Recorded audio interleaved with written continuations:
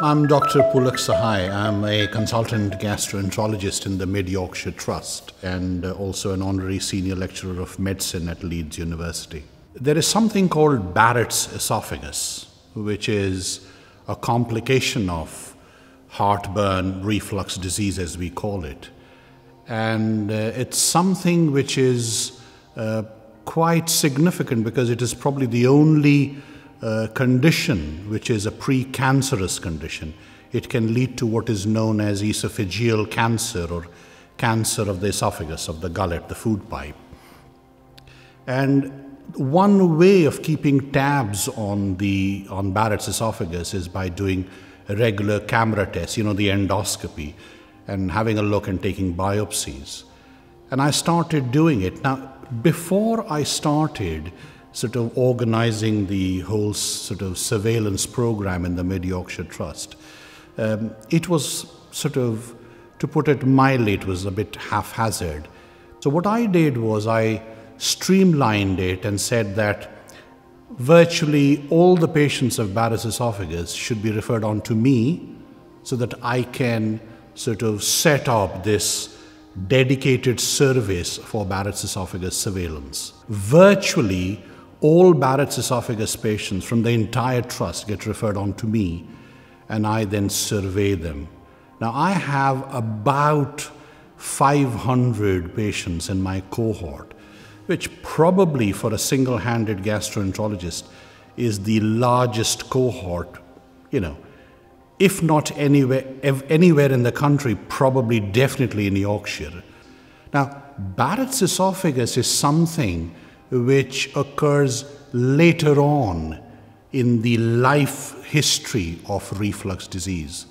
And it's a tiny percentage. It's a small percentage of patients who get Barrett's esophagus. And I started thinking, I said, well, why can't we go to the sort of base of the pyramid as opposed to the apex and try and target the denominator, i.e. people who get heartburn.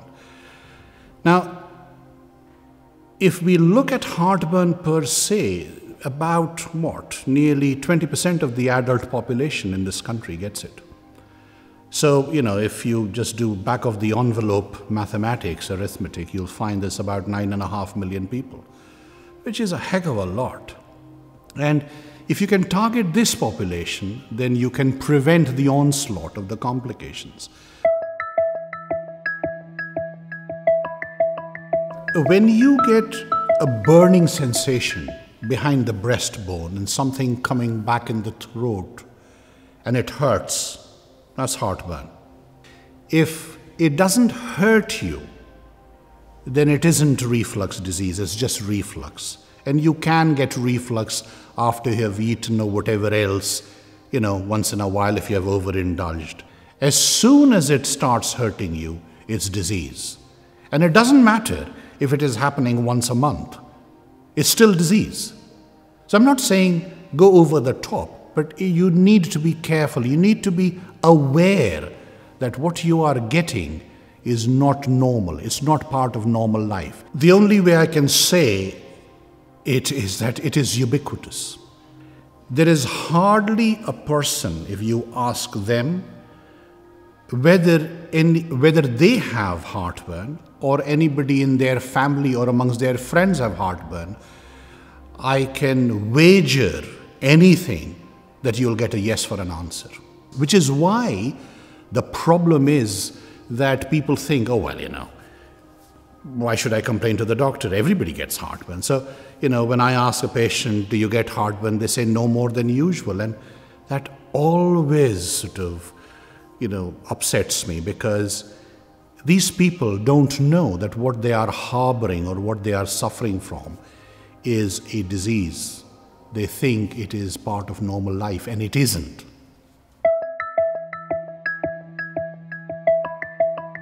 It can lead to inflammation of the gullet, of the food pipe, which is called esophagitis, so there's inflammation.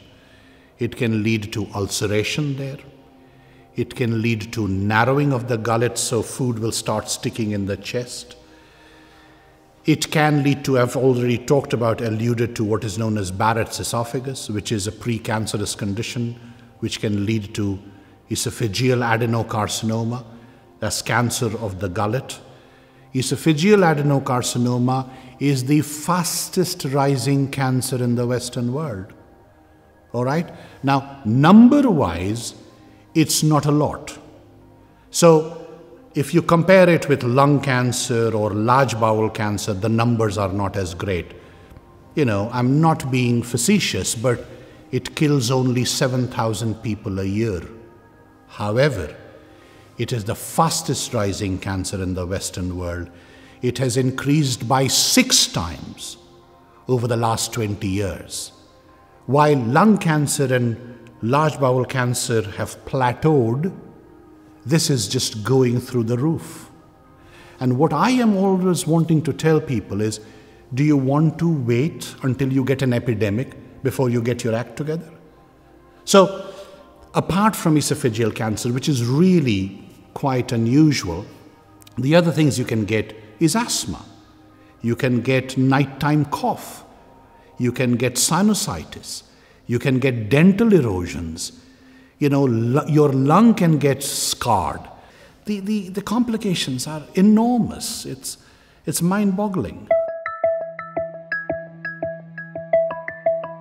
On the website, there is this lifestyle modification, all these sort of what I call the anti-reflux measures.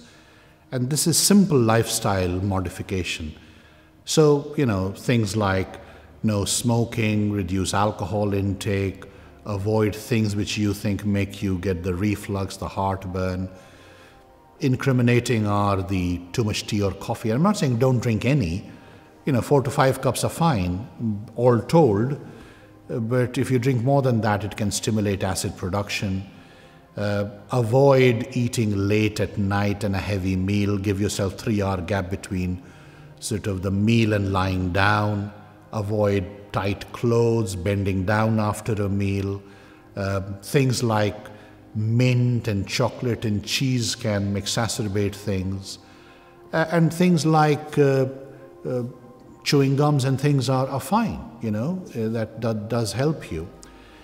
The important thing is that if you get the heartburn and if it is interfering with your lifestyle, even if it is infrequent, take heed. I'm not saying don't get into a panic. Don't run on day 1 to the accident and emergency department. But take heed and say, oh, you're right, why did this happen? And if there's something that you think has precipitated it, that is because you can identify it, then see to it that you don't do that again. And if after you have got rid of that incriminating factor and you're fine, wonderful. If you're not and you're still getting it, that's the time to go and get yourself some antacids off the counter. Doesn't matter, whatever you do, you know. And take it and see how you are. And if things get better, fine.